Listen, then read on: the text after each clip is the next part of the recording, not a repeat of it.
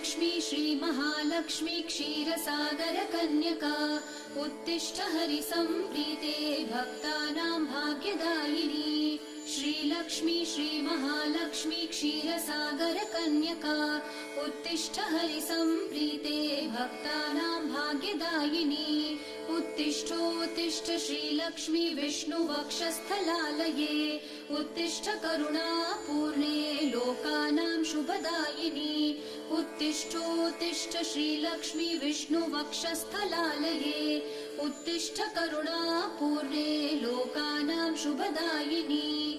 श्रीपद्ममध्यवसिते वरपद्मनेत्रे श्रीपद्महस्तचिरपूजित पद्मपादे श्रीपद्मजात जननी शुभपद्मवक्त्रे श्रीलक्ष्मी भक्तवरदे तव सुप्रभातम्।